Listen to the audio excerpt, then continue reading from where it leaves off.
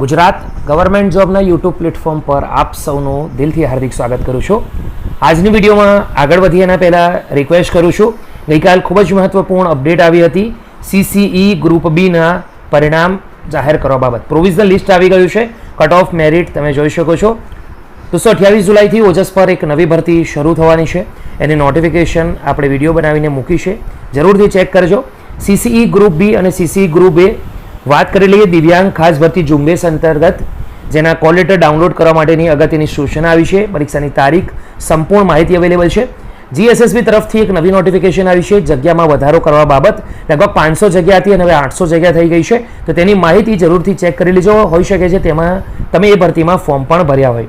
જો તમે ગુજરાતમાં આવનારા ભરતી મેળામાં ઇન્ટરેસ્ટેડ છો, પ્રાઇવેટ નોકરીઓમાં મેળવવા માંગો છો, તો આજની આ વિડીયો તમે ગઈકાલે મૂકેલો છે તે ખાસ ચેક કરી લેજો. વિદ્યાસહાયક ભરતી અંતર્ગત ખૂબ જ મોટા સમાચાર, ગુડ ન્યૂઝ અવેલેબલ છે. ગઈકાલ 19 જુલાઈના રોજ આવ્યા હતા. તો એકવાર વિડીયો ખાસ ચેક કરજો, બનાવીને મૂક્યો છે. GWSSB 23 જુલાઈથી અરજી શરૂ થશે અને છેલ્લી તારીખ 28 રહેશે. તો ગુજરાત પાણી પુરવઠા અને ગટર વ્યવસ્થા બોર્ડ અંતર્ગત જે અપડેટ આવી છે તેનો વિડીયો પણ અવેલેબલ છે. બિન અનામત કેટેગરીના જે ઉમેદવારો છે તેમને ₹20,000ની સહાય મળશે આગળ ભણવા માટે અને કોચિંગ માટે, એટલે કે સ્પર્ધાત્મક પરીક્ષાની તૈયારી માટે. તો વિડીયો ખાસ ચેક કરી લેવા વિનંતી. CCE ગ્રુપ બી રિલેટેડ ખૂબ જ મહત્વપૂર્ણ અપડેટ જે આવી છે તેના વિશે વાત કરીશું. ઘણા બધા ઉમેદવારો આ બાબતથી વાકેફ નથી. જે ઉમેદવારો વાકેફ નથી તેમણે ખાસ આ વિડીયો અંત સુધી જોશો તો આઈડિયા આવી જશે.